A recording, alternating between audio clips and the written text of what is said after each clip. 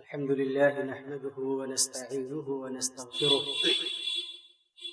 ونؤمن به ونتوكل عليه ونعوذ بالله من شرور أنفسنا ومن سيئات أعمالنا. من يهده الله فلا مضل له ومن يضلل فلا هادي له.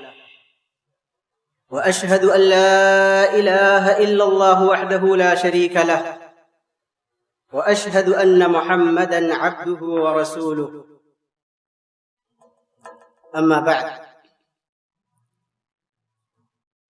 فإن خير الحديث كتاب الله وخير الهدي هدي محمد صلى الله عليه وسلم وشر الأمور محدثاتها وكل محدثة بدعة وكل بدعة ضلالة. أعوذ بالله من الشيطان الرجيم. وأمرهم شورى بينهم. وقال الله سبحانه وتعالى في موضع آخر: وشاورهم في الأمر فإذا عزمت فتوكل على الله. وعن جابر بن عبد الله رضي الله عنه قال: كان النبي صلى الله عليه وسلم يعلمنا الاستخارة في الأمور كلها كما يعلمنا السورة من القرآن. رواه البخاري. سامعین کرام، حاضرین جمعہ، دینی و ملی بھائیوں، اللہ تبارک و تعالی کی تعریف و توصیف بیان کرنے کے بعد آخری رسول جناب محمد ابن عبداللہ ابن عبد المطلب القرشی الہاشمی پر درود و سلام اللہ تبارک و تعالی کی جانب سے نازل ہو. اللهم صل على محمد وعلى آل محمد كما صليت على إبراهيم وعلى آل إبراهيم إنك حميد مجيد. اللهم بارك على محمد وعلى آل محمد كما باركت على إبراهيم وعلى آل إبراهيم إنك حميد مجيد وسلم تسليما كثيرا. سامعین کرام، اللہ تبارک و تعالی نے نبی کریم صلی اللہ علیہ وسلم کے ذریعے سے جن جن چیزوں کا ہمیں حکم دیا ہے،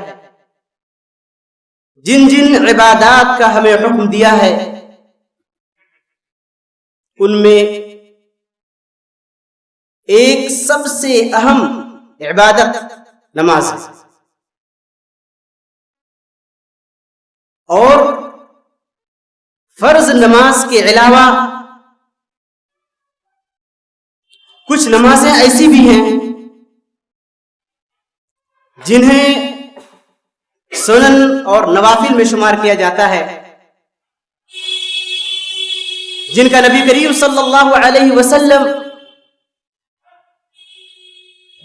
نے خصوصی طور پر اپنی امت کو حکم دیا ہے. انہی نمازوں میں سے ایک نماز ہے جسے صلاۃ الاستخارہ کہا جاتا ہے. استخارہ کی نماز.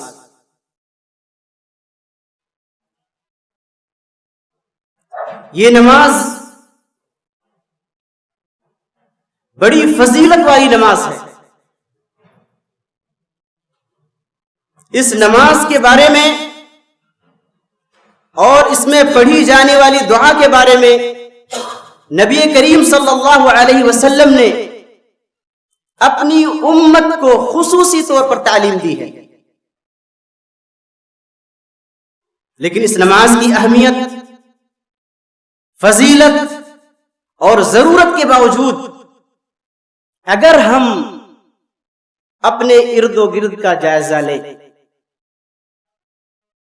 اگر ہم اپنا محاسبہ کریں، ہم دیکھیں کہ اس نماز کو ہم پڑھتے ہیں کہ نہیں پڑھتے، اس نماز کے بارے میں ہم کیا جانتے ہیں، ہمارا عمل اس نماز کے بارے میں کیا ہے۔ میں سمجھتا ہوں کہ اگر اس نماز کے بارے میں ہم سے پوچھا جائے، ہم سے سوال کیا جائے کہ اس نماز کی فضیلت کیا ہے، کتنی رکعت یہ نماز ہے، یہ نماز کب پڑھی جائے گی، کون کون سی صورتیں اس نماز میں پڑھی جائیں گی،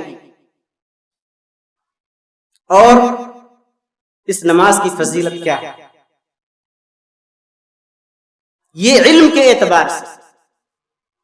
اور اگر عملی طور پر اگر ہم سے سوال کیا جائے کہ آپ نے یہ نماز کتنی بار پڑھی ہے، اپنی زندگی میں آپ نے کتنی بار یہ نماز پڑھی ہے، تو شاید ہم میں سے اکثر لوگوں کا جواب اگر علمی اعتبار سے دیکھیں گے تو اس کے بارے میں بہت ساری چیزیں ہم نہیں جانتے، اور اگر عملی اعتبار سے ہم سوال کریں، پوچھیں، تو ہم میں سے اکثریت اس نماز کو نہیں پڑھتی، جبکہ اس نماز کا فائدہ آپ کو دنیا میں ملتا ہے، آخرت میں بعد میں، آخرت میں تو اس کا ثواب متعین ہے، لیکن اس کا اجر، اس کا ثواب، اس کا فائدہ، اس کا نتیجہ آپ کو دنیا میں مل جاتا ہے، لیکن حقیقی معنوں میں ہم کوتاہ ہیں، جبکہ اس نماز کے بہت سارے مسائل نہیں ہیں، بہت سارے احکام نہیں ہیں، معمولی باتیں اس کے اندر ہیں، لیکن ہمارے اہتمام، عبادات سے ہماری عنایت، ہماری لگاؤ کیسے پتہ چلتا ہے؟ آپ کو معلوم ہے کہ دنیا میں انسان کو طرح طرح کے مسائل، طرح طرح کے مشکلات اور مصائب کا آئے دن سامنا کرنا پڑتا ہے، طرح طرح کے قضایا، معاملات ہمارے سامنے روزانہ پیش آتے ہیں، ان معاملات میں سے بعض معاملات تو ایسے ہوتے ہیں جن کے بارے میں ہمارے پاس جو علم ہوتا ہے، جن کے بارے میں شریعت کے جو احکام ہوتے ہیں، ہم ان کو بخوبی جانتے ہیں، اور اس معاملے میں، اس قضیے میں ہم مباشرتاً فیصلہ کر سکتے ہیں، ہم اپنی رائے دے سکتے ہیں، ہم اسے اختیار کر سکتے ہیں، اس لیے کہ بعض مسائل 2 4 کی طرح سے واضح ہوتے ہیں، لیکن کبھی کبھی ہمارے سامنے ایسے مسائل بھی پیش آتے ہیں جن میں فیصلہ کرنا ہمارے لیے آسان نہیں ہوتا، جن میں ہم متردد ہوتے ہیں، حیران و پریشان ہوتے ہیں، تردد کے شکار ہوتے ہیں، ثواب اور خطا کا ہمیں علم نہیں ہوتا ہے، صحیح اور غلط میں ہم تمیز نہیں کر سکتے ہیں۔ ایسی صورت میں اگر کوئی ایسا معاملہ پیش آ جائے اور وہ روزانہ پیش آنے والے مسائل میں سے ہوتا ہے، کبھی ہم متردد ہوتے ہیں، مثلا سفر کرنا ہے، کبھی ہمیں تردد ہوتا ہے ہم سفر کریں یا نہ کریں، یہ سفر ہمارے لیے مفید ہے یا مضر ہے، ہم تجارت کرنا چاہتے ہیں، کچھ ہمیں خریدنا ہے، ہم اس میں متردد ہوتے ہیں، آیا یہ چیز ہمارے لیے مفید ہے یا نقصان دہ ہے، کوئی مکان خریدنا ہے، کوئی گاڑی خریدنی ہے، ہمیں اس میں تردد ہوتا ہے، شادی کرنی ہے، کبھی ہمیں تردد ہوتا ہے ہم کہاں شادی کریں، کس سے کریں، کس لڑکے سے کریں یا کس لڑکی سے کریں، اگر ایسے مسائل آ جائیں جس میں ہم متردد ہوں، جس میں فیصلہ کرنا ہمارے لیے آسان نہ ہو، تو ایسی صورت میں شریعت کی کیا رہنمائی ہے؟ شریعت نے ہمیں ایسی صورت میں کیا کرنے کے لیے حکم دیا ہے؟ آپ کو معلوم ہے کہ شریعت اسلامیہ ایک مکمل ضابطۂ حیات، زندگی کے ہر مسائل کا حل شریعت اسلامیہ میں موجود ہے۔ اس لیے کہ نبی کریم صلی اللہ علیہ وسلم بلکہ جتنے بھی انبیاء کرام آئے، تمام لوگوں کی یہ سنت رہی ہے، سبھی لوگوں کا یہ طریقہ رہا ہے کہ انہوں نے اپنی قوم اور اپنی امت کو ہر اس بات کی رہنمائی کی ہے، ہر اس کام کے کرنے کا حکم دیا ہے جو ان کے لیے مفید ہے، جو ان کے لیے دنیا اور آخرت میں نفع بخش ہے، اور ہر اس چیز سے منع کیا ہے، ہر اس چیز سے باز رہنے کی تاکید کی ہے جو ہمارے لیے نقصان دہ ہے، دنیا اور آخرت میں ضرر رساں ہے۔ اس اعتبار سے اگر ہم اسلامی نصوص کو، قرآنی آیات کو، احادیث مبارکہ کو اگر ہم پڑھیں تو ہمیں ان مسائل کے لیے بھی شریعت میں رہنمائی ملتی ہے جن میں ہمیں تردد ہوتا ہے، جن میں ہم حیران و پریشان ہوتے ہیں، ہمارے سمجھ میں بات نہیں آتی کہ آیا یہ چیز ہمارے لیے مستقبل میں مفید ہے یا نقصان دہ ہے۔ قرآن آیات اور اقوال رسول صلی اللہ علیہ وسلم کا مطالعہ کرنے کے بعد ہمیں معلوم ہوتا ہے کہ شریعت نے ہماری دو طرح سے رہنمائی کی ہے ایسے مسائل میں، ایسے حالات میں جہاں ہم متردد ہوں، ہمارے لیے فیصلہ کرنا مشکل ہو، شریعت نے ہمیں دو طریقہ بتلایا ہے کہ ہم دو طریقوں کو اختیار کریں، دونوں کو اختیار کریں تو زیادہ بہتر ہے، یا دونوں میں سے کسی ایک کو اختیار کریں۔ وہ دونوں چیزیں کیا ہیں؟ ایک ہے الاستشارہ، دوسرا ہے الاستخارہ۔ الاستشارہ یعنی مشورہ لینا، دوسروں سے مشورہ لیا جائے، اور دوسرا کیا ہے؟ استخارہ، استخارے کی نماز پڑھی جائے، استخارے کی دعا کی جائے۔ اور مشورے کے بارے میں اللہ تبارک و تعالی نے مؤمنین کی صفات بیان کرتے ہوئے کہا وَأَمْرُهُمْ شُورَى بَيْنَهُمْ، کہ مومنین کے صفات میں سے یہ ہے، مسلمانوں کے صفات میں سے یہ ہے کہ آپس میں مشورہ کر کے کوئی معاملہ طے کرتے ہیں۔ کوئی معاملہ، بڑا معاملہ پیش آتا ہے تو وہ آپس میں ایک دوسرے سے پوچھتے ہیں، مشورہ کرتے ہیں، اس کے بعد جو ہے اس معاملے کو طے کرتے ہیں اور حل کرتے ہیں۔ انسان کتنا ہی عقل مند کیوں نہ ہو جائے، اسے دوسروں کے مشورے کی ضرورت ہوتی ہے۔ کتنا ہی بڑا کوئی ڈاکٹر کیوں نہ ہو جائے، کتنا بڑا کوئی بڑا انجینئر کیوں نہ ہو جائے، کوئی ماہر کسان، ماہر تاجر کیوں نہ ہو جائے، کتنا بڑا عالم کیوں نہ ہو جائے، اسے دوسروں کے مشورے کی ضرورت ہوتی ہے تاکہ وہ صحیح رائے تک اور صحیح حل تک پہنچ سکے۔ نبی کریم صلی اللہ علیہ وسلم سے افضل کون ہو سکتا ہے؟ اشرف المخلوقات ہیں آپ، سب سے معزز، سب سے مکرم، سب سے زیادہ معاملہ فہم عقل مند اور ہوشیار نبی کریم صلی اللہ علیہ وسلم تھے۔ اس کے باوجود اللہ تبارک و تعالی نے نبی اکرم صلی اللہ علیہ وسلم کو حکم دیا، فرمایا وَشَاوِرْهُمْ فِي الْأَمْرِ، کہ اے نبی صحابہ کرام سے مشورہ کیا۔ تو نبی کریم صلی اللہ علیہ وسلم کو مشورے کا حکم دیا گیا۔ کوئی معاملہ پیش آ جائے جس میں فیصلہ کرنا ہمارے لیے آسان نہ ہو، جس میں ہمیں یہ خطرہ ہو کہ اگر ہم فیصلہ کریں صرف اپنی عقل پر بھروسہ کرتے ہوئے، اپنی عقل پر، اپنی رائے پر اعتماد کرتے ہوئے، تو ممکن ہے کہ ہم غلطی میں واقع ہو جائیں. تو اس صورت میں دوسروں سے مشورہ کیا جائے. اور نبی کریم صلی اللہ علیہ وسلم نے متعدد مقامات پر صحابہ کرام سے مشورہ کیا. اور مشورہ جب آپ کریں تو پہلی بات آپ کس سے مشورہ کریں، ایک مسئلہ ہے. اور دوسرا، جس سے مشورہ کیا جا رہا ہے اس کا رویہ کیا ہونا چاہیے. آپ جس سے مشورہ کریں ضروری ہے کہ وہ آپ کے لیے خیر خواہ ہو. ہر کسی سے مشورہ نہیں کرنا چاہیے، آپ کے لیے خیر خواہ ہو.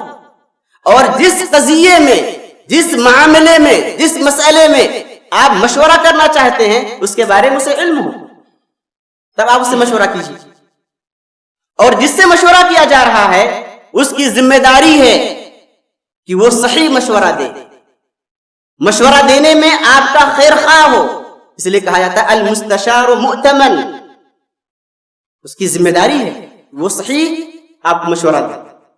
یہاں تک کہ مشورہ دیتے وقت اگر کسی کی عیب جوئی لازم آتی ہے، مثلا شادی کا مسئلہ ہے، لڑکی کے بارے میں سوال ہے یا لڑکے کے بارے میں سوال کرنا ہے، گھر والوں کے بارے میں سوال کرنا ہے، خاندان کے بارے میں پوچھنا ہے، تو جس سے مشورہ کیا جا رہا ہے اس کی ذمہ داری ہے کہ صحیح بات بتائے، اگرچہ اس سے کسی کی برائی کیوں نہ لازم آتی ہو، اگرچہ اس سے کسی کی عیب جوئی کیوں نہ لازم آتی ہو، اس کی ذمہ داری ہے کہ پوری بات، صحیح بات، سچ بات اس کے سامنے رکھ دے. اگر عیب جوئی کر رہا ہے تو یہ غیبت نہیں ہے، اسے غیبت میں نہیں شمار کیا جائے گا. 6 امور ایسے ہیں جہاں پر غیبت کرنا جائز ہے، ان میں سے ایک یہ ہے. اگر مشورہ لیا کوئی مانگ رہا ہے تو صحیح مشورہ دیجئے، چاہے کسی کی عیب جوئی ہی کیوں نہ لازم. اور ایسا نبی کریم صلی اللہ علیہ وسلم نے پیش بھی آیا. فاطمہ بنت قیس کا واقعہ مشہور واقعہ ہے کہ 2 لوگوں نے فاطمہ بنت قیس رضی اللہ تعالی عنہا کو شادی کا پیغام دیا. ایک کا نام معاویہ رضی اللہ عنہ اور دوسرے ابو جہل رضی اللہ عنہ. دونوں نے شادی کا پیغام دیا. اب انہیں دونوں میں سے کسی ایک کو اختیار کرنا ہے، متردد ہے کس کو اختیار کرنا ہے، کس سے شادی کے لیے وہ تیار ہو جائیں، کس کے لیے ہاں کہیں. فیصلہ کرنا آسان نہیں تھا. نبی کریم صلی اللہ علیہ وسلم کے پاس آ گئے تو آپ سے مشورہ کیا. اب نبی کریم صلی اللہ علیہ وسلم سے بہترین کو مشورہ دے سکتے. نبی کریم صلی اللہ علیہ وسلم کے پاس آئیں تو نبی کریم صلی اللہ علیہ وسلم نے فرمایا اما معاویہ فسعلوک لا مال له. معاویہ کی جہاں تک بات ہے میں اس کے بارے میں تمہیں بتلا رہا ہوں، ان کی حالت کیا ہے. وہ سعلوک یعنی فقیر ہیں، محتاج ہیں، ان کے پاس کچھ ہے ہی نہیں، تمہیں کیا کھلائیں گے. یعنی جو ان کی حالت ہے میں تمہیں بیان کر رہا ہوں، پھر اس کے بعد مرضی آپ کی. لیکن ان کی حالت یہ ہے کہ وہ غریب ہیں، مسکین ہیں، فقیر، ان کے پاس کچھ نہیں ہے. وَأَمَّا أَبُو جَهَمْ فَضَرَّابٌ لِلنِّسَاءِ. عورتوں کو بہت مارتے ہیں، وہ مارنے والے ہیں. یعنی دونوں کی حالت برائی ہے. کسی کو غریب، مسکین، فقیر کہنا، کسی کو یہ کہنا کہ جو ہے عورتوں کو یا دوسروں کو بہت پیٹنے والا، مارنے والا ہے. لیکن اللہ کے رسول صلی اللہ علیہ وسلم سے مشورہ کیا گیا تو آپ نے جو حالت تھی ان دونوں کی وہ حالت آپ نے بیان فرما دی. اور ساتھ ہی ساتھ آپ نے بھی ایک مشورہ دے دیا. آپ نے کہا ولیکن انکحی اسامہ ابن زید. میری رائے ہے کہ تم اسامہ سے شادی کرو، اسامہ ابن زید سے شادی کرو. تو آپ اللہ کے رسول صلی اللہ علیہ وسلم نے ان دونوں کی جو حالت تھی اس کو بیان کر دیا اور اسامہ سے شادی کرنے کی ایک طرح سے مشورہ بھی دے دیا. تو ہمیں کوئی مسئلہ پیش آئے تو ایک طریقہ یہ ہے کہ ہم دوسروں سے مشورہ کریں. اور دوسرا کیا ہے؟ استخارہ. استخارہ کی نماز پڑھنا. اور استخارہ کے بارے میں استخارہ کہتے کسے ہیں؟ کہ کہتے ہیں طلب الخیر. 2 چیزوں میں سے ایک اچھی چیز کو طلب کرنا، لیکن ان دونوں میں اچھی کیا ہے ہمیں معلوم نہیں ہے، اس لیے اللہ تبارک و تعالیٰ کی جانب رجوع کرنا. ان دونوں میں خیر کیا ہے، مستقبل میں میرے لیے کون سا عمل بہتر ہے، اللہ تبارک و تعالیٰ سے اس سلسلے میں اللہ سے مدد کی جائے، مدد مانگی جائے اور اللہ تبارک و تعالیٰ سے دعا کی جائے اور نماز پڑھی جائے. جابر بن عبداللہ رضی اللہ تعالی عنہ کہتے ہیں کان النبی صلی اللہ علیہ وسلم یعلمنا الاستخارہ فی الامور کلہا، کہ اللہ کے رسول صلی اللہ علیہ وسلم ہمیں تمام معاملات میں استخارہ کرنے کی تعلیم دیتے تھے، فی الامور کلہا، تمام معاملات، چاہے اس کا تعلق سفر سے ہو، اس کا تعلق تجارت سے ہو، اس کا تعلق شادی سے ہو، دنیا میں پیش آنے والے تمام مباح اور جائز معاملات میں اللہ کے رسول صلی اللہ علیہ وسلم نے استخارہ کرنے کی تعلیم دی ہے۔ آگے کہتے ہیں وہ نبی کریم صلی اللہ علیہ وسلم صحابہ کرام کو استخارہ کرنے اور استخارہ کی دعا پڑھنے کی تعلیم ایسے ہی دیتے تھے کما یعلمون السورۃ من القرآن، جیسے قرآن مجید کی کسی سورت کو یاد کراتے ہوں، جیسے قرآن مجید کی کسی سورت کی تعلیم دیتے ہوں، اسی طریقے سے نبی کریم صلی اللہ علیہ وسلم استخارہ کی دعا لوگوں کو سکھاتے اور یاد کراتے۔ معلوم ہوا کہ بہت ہی اہم چیز ہے یہ، اور جس طریقے سے قرآن مجید کی سورتوں کو نبی کریم صلی اللہ علیہ وسلم پڑھاتے تھے، لوگوں کو حفظ کراتے تھے، یاد کراتے تھے، اسی طریقے سے استخارہ کی دعا کو بھی نبی کریم صلی اللہ علیہ وسلم یاد کراتے تھے۔ اور پھر آگے کہتے ہیں کہ اللہ کے رسول نے فرمایا اذا ہم احدکم بالامر فلیرکع رکعتین من غیر الفریضہ۔ استخارہ کی نماز کتنی رکعت ہے اس کا ذکر، 2 رکعت، 2 رکعت نماز پڑھنی ہے۔ کب پڑھنی ہے؟ اس کے پڑھنے کا وقت بیان کیا جا رہا ہے، اذا ہم بالامر، جب بھی کوئی معاملہ پیش آ جائے۔ معلوم ہے یہ ایسی سنت نہیں ہے، ایسی نفل نماز نہیں جسے روزانہ پڑھنا ہے، رات میں روزانہ پڑھنا ہے، صبح روزانہ پڑھنا نہیں، جب ضرورت پڑے تب پڑھنا ہے، جب اس کی ضرورت محسوس ہو اس وقت پڑھنا ہے۔ ممکن ہے کہ آپ کو سال میں 1 بار ضرورت پڑے، ممکن ہے مہینے میں 1 بار ضرورت پڑے، ممکن ہے ہفتے میں 1 بار ضرورت پڑے، ممکن ہے روزانہ کو ضرورت پڑے، تو جب ضرورت ہو اس وقت یہ نماز پڑھی جائے گی۔ اور اس نماز کو سببی نماز کہا جاتا ہے، یعنی ضرورت پڑنے پر نماز پڑھی جا رہی ہے۔ اس لیے اگر کوئی عصر کے بعد کسی کو ضرورت پڑ گئی پڑھنے کی تو عصر کے بعد ہی پڑھ سکتا ہے۔ عصر کے بعد جبکہ نماز نہیں پڑھنی ہے، عصر کی نماز پڑھنے کے بعد مغرب تک کوئی نماز نہیں، لیکن اگر کسی کو ضرورت ایسی پڑ گئی کہ ابھی اسے فیصلہ لینا ہے اور فیصلہ کرنا اس کے لیے آسان نہیں ہے، وہ صلاۃ استخارہ کر سکتا ہے، نماز پڑھ سکتا ہے۔ کتنی 2 رکعت نماز پڑھنی ہے، اور فرمایا من غیر الفریضہ، یہ سنت ہے، نفل ہے، فرض نہیں ہے، اور یہ مستقل نماز ہے۔ کوئی ایسا نہیں کہ فرض نماز میں آپ یا نیت کر لیں یا سنت راتبہ پڑھنے اس میں نیت کر لیں، مستقل 2 رکعت پڑھنی ہے۔ اور آپ نے فرمایا اس کے بعد دعا بتلائی کہ اس میں کون سی دعا پڑھنی ہے، فلیقول، اس کے بعد کہا ثم لیقول، پھر اس کے بعد یہ دعا پڑھیں، اللہم انی استخیرک بعلمک، یہ دعا ہے، اس دعا کو یاد کرنا چاہیے۔ دعا بہت بڑی نہیں، چھوٹی سی دعا ہے، لیکن اگر کوئی یاد نہیں کر سکتا ہے، کسی لیے کہ مشکل ہو، ورقے میں کاغذ میں لکھ کر کے بھی پڑھ سکتا ہے، کاغذ اپنے سامنے رکھ کے اسے پڑھ لے۔ اور پڑھنے کا جسے ہم نے ابھی میں بتا رہا ہوں کہ کب کس وقت دعا پڑھنی ہے، تو یہ دعا جو ہے اللہ کے رسول صلی اللہ علیہ وسلم اسی دعا کو سکھلاتے تھے۔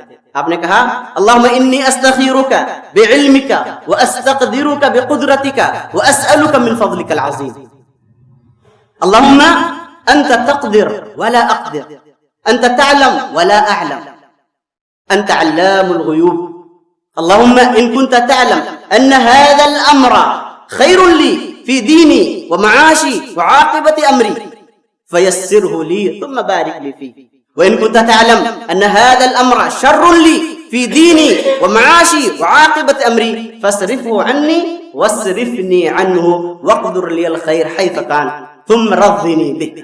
یہ دعا بہت بڑی دعا نہیں ہے۔ آپ سوچیں جس طریقے سے قرآن کی کسی سورت کسی آیت کو یاد کیا تھا اسی طریقے سے ہمیں یاد کرنا ہے، رکھنا ہے اسے۔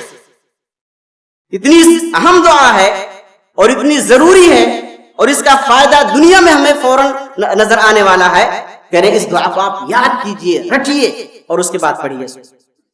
اللہم انی استخیرک بعلمک، دعا پوری دعا کا اگر ترجمہ کروں تو وقت لگے گا اس میں، لیکن اس میں ہے اللہم ان کنت تعلم، جو اس کا اہم چیز جو اس میں ہے اللہم ان کنت تعلم، گویا کہ آپ اپنے معاملے کو اللہ کے سپرد کر رہے ہیں، اللہ کے حوالے کر رہے ہیں۔ اے اللہ تو مجھے صحیح اس میں جو ہے فیصلہ کرنے کی توفیق دے دے، صحیح قضیہ تک معاملہ تک پہنچنے کی توفیق دے دے، جو ہمارے لیے بہتر ہو وہ ہمارے لیے اللہ تو اختیار کر دے. اللہم ان کنت تعلم ان هذا الامر، اے اللہ اگر تو جانتا ہو کہ یہ میرا معاملہ، تو هذا الامر کی جگہ پر هذا الامر نہیں کہنا ہے.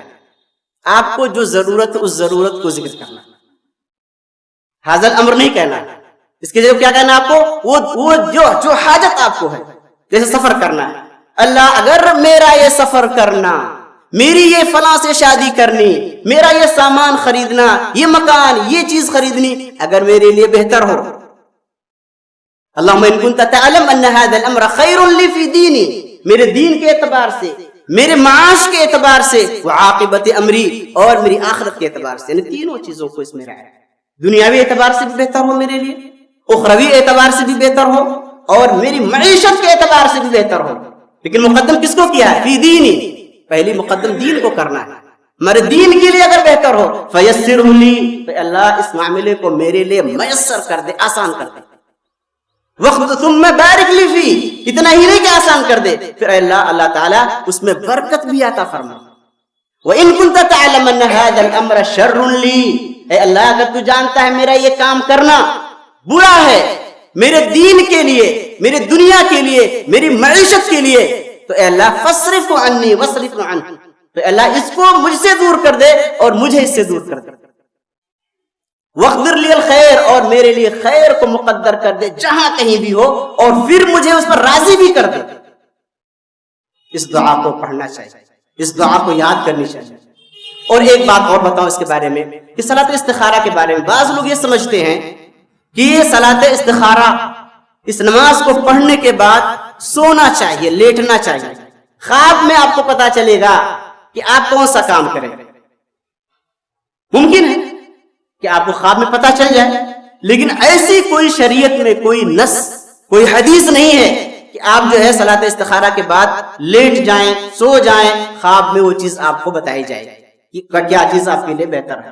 تو یہ عام ہے، ایسا کچھ نہیں ہے کہ آپ اس کے بعد آپ کو لیٹنا ضروری ہے، یا آپ کے دل میں وہ جو ہے کوئی کیفیت پیدا ہوگی، بلکہ یہ ہے کہ آپ دو معاملوں میں اگر آپ کو تردد ہے، صلاۃ استخارہ کے بعد آپ کسی ایک کو اختیار کر لیجیے، انشاءاللہ آپ کے لیے وہ بہتر ہوگا. اس لیے کہ اگر آپ کے لیے برا ہوگا تو اللہ تبارک و تعالیٰ ایسے جو حالات پیدا کر دے گا کہ آپ اس سے دور ہو جائیں. اور بھی بہت ساری باتیں اس کے تعلق سے ہیں، لیکن انہی باتوں پر میں اکتفا کرتا ہوں. اللہ تبارک و تعالیٰ سے دعا ہے کہ اللہ تبارک و تعالیٰ ہمارے دلوں میں سنتوں کی محبت کو ڈال دے اور اس عظیم سنت پر عمل کرنے کی توفیق عطا فرمائے. آمین. وآخر دعوانا الحمد للہ.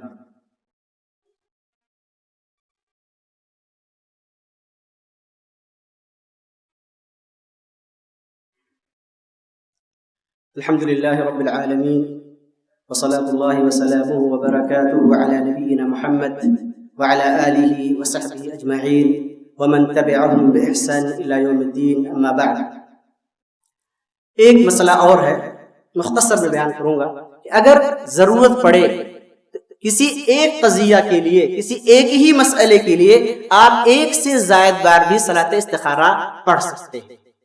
جیسا کہ عبداللہ بن زبیر کے بارے میں ہے، ایک واقعہ ہے، اختصار کے ساتھ اس واقعے کو بیان کر رہا ہوں کہ مکہ پر جب کچھ لوگوں نے حملہ کر دیا اور عبداللہ بن زبیر رضی اللہ تعالی عنہ حاکم تھے مکہ کے اس وقت، تو خانہ کعبہ کو بھی جو ہے نقصان پہنچا، منجنیق وغیرہ سے جو ہے حملہ ہوا، خانہ کعبہ کا بعض حصہ ٹوٹ گیا. اب اس کی اصلاح کی بات آئی، عبداللہ بن زبیر رضی اللہ تعالی عنہ نے لوگوں سے مشورہ کیا. دو معاملہ ان کے سامنے تھا کہ آیا خانہ کعبہ کو میں جو ہے جو حصہ ٹوٹ گیا ہے صرف اسی کی اصلاح کر دوں، یا یہ کہ از سر نو اس کی تعمیر کر دوں، پھر سے بنا دوں. صحابہ کرام سے مشورہ کیا، لوگوں سے مشورہ کیا، لوگوں نے کہا کہ نہیں، اس کو اسی حالت میں آپ چھوڑ دیجئے اور جو حصہ ٹوٹ گیا ہے اسی کی آپ ترمیم کر دیجئے، اسی کی اصلاح کر دیجئے. انہوں نے کہا کہ اگر ہمارے گھر میں ایسا پیش آ جائے، جل جائے ہمارا گھر کا کچھ حصہ، تو ہم یہ چاہیں گے کہ ہم پھر سے، تمہارے پاس اگر طاقت ہے تو پھر سے بنا دے اور بہتر بنا دے. اور اللہ کے گھر کے لیے آپ یہ کہہ رہے ہیں، میں سوچتا ہوں کہ اسے جو ہے ازسر نو تعمیر کر دوں، لیکن میں ایسا اس وقت کروں گا، پہلے میں استخارہ کروں گا، 3 دن تک میں استخارہ کروں گا، اور اس کے بعد پھر میں ایک عزم کروں گا ایک دونوں مسئلوں میں سے ایک مسئلے کے لیے اور اس کو کر گزروں. انہوں نے 3 دن تک استخارہ کیا اور اس کے بعد اس نتیجے تک پہنچے اور ان کے دل میں یہ بات آئی کہ از سے نو اس کی تعمیر کر دی جائے. تو اسے معلوم ہوا کہ اگر کسی ایک ہی قضیے کے لیے ایک سے زائد بار استخارہ کی ضرورت پڑے تو آپ کر سکتے ہیں. اللہ تبارک و تعالیٰ سے دعا ہے کہ اللہ تبارک و تعالیٰ ہمیں دین کی صحیح سمجھ عطا فرمائے. آمین. عباد الله إن الله وملائكته يصلون على النبي يا أيها الذين آمنوا صلوا عليه وسلموا تسليما. اللهم صل على محمد وعلى آل محمد كما صليت على إبراهيم وعلى آل إبراهيم إنك حميد مجيد. اللهم بارك على محمد وعلى آل محمد كما باركت على إبراهيم وعلى آل إبراهيم إنك حميد مجيد. عباد الله إن الله يأمر بالعدل والإحسان وإيتاء ذي القربى وينهى عن الفحشاء والمنكر والبغي يعظكم لعلكم تذكرون. فاذكروا الله يذكركم وادعوه يستجب لكم ولذكر الله أكبر.